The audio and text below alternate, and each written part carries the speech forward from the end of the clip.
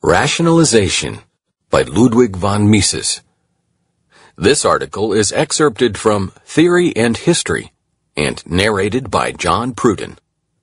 The thymological analysis of man is essential in the study of history. It conveys all we can know about ultimate ends and judgments of value.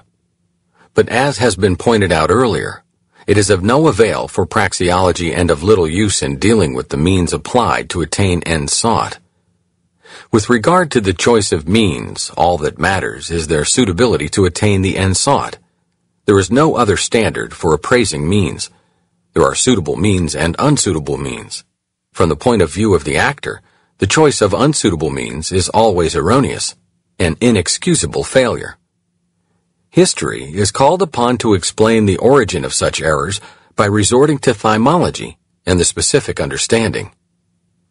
As man is fallible, and the search after appropriate means is very difficult, the course of human history is, by and large, a series of errors and frustration.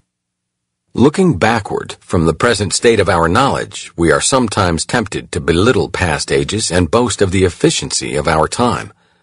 However, even the pundits of the atomic age are not safe against error.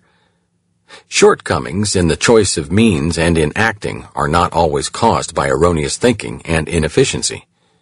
Frequently, frustration is the result of irresoluteness with regard to the choice of ends. Wavering between various incompatible goals, the actor vacillates in his conduct of affairs. Indecision prevents him from marching straight toward one goal. He moves to and fro. He goes now toward the left, then toward the right. Thus, he does not accomplish anything. Political, diplomatic, and military history has dealt amply with this type of irresolute action in the conduct of affairs of state. Freud has shown what role in the daily life of the individual subconscious repressed urges play in forgetting, mistakes, slips of the tongue or the pen, and accidents. A man who is obliged to justify his handling of a matter in the eyes of other people often resorts to a pretext. As the motive of his deviation from the most suitable way of procedure, he ascribes another reason than that which actually prompted him. He does not dare to admit his real motive because he knows that his critics would not accept it as a sufficient justification. Rationalization is the name psychoanalysis gives to the construction of a pretext to justify conduct in the actor's own mind. Either the actor is loath to admit the real motive to himself, or he is not aware of the repressed urge directing him. He disguises the subconscious impulse by attaching to his actions reasons acceptable to his superego. He is not consciously cheating and lying.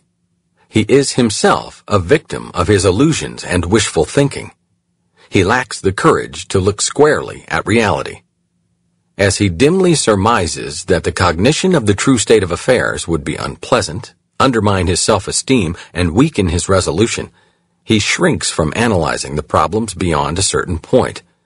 This is, of course, a rather dangerous attitude, a retreat from an unwelcome reality into an imaginary world of fancy that pleases better. A few steps further in the same direction may lead to insanity. However, in the lives of individuals, there are checks that prevent such rationalizations from becoming rampant and wreaking havoc. Precisely because rationalization is a type of behavior common to many, people are watchful and even often suspect it where it is absent. Some are always ready to unmask their neighbors' sly attempts to bolster their own self-respect. The most cleverly constructed legends of rationalization cannot in the long run withstand the repeated attacks of debunkers. It is quite another thing with rationalization developed for the benefit of social groups. That can thrive luxuriantly because it encounters no criticism from the members of the group, and because the criticism of outsiders is dismissed as obviously biased. One of the main tasks of historical analysis is to study the various manifestations of rationalization in all fields of political ideologies. The Ludwig von Mises Institute hopes you have enjoyed this audio Mises Daily. For a world of free market literature, media, and discussion, visit Mises.org.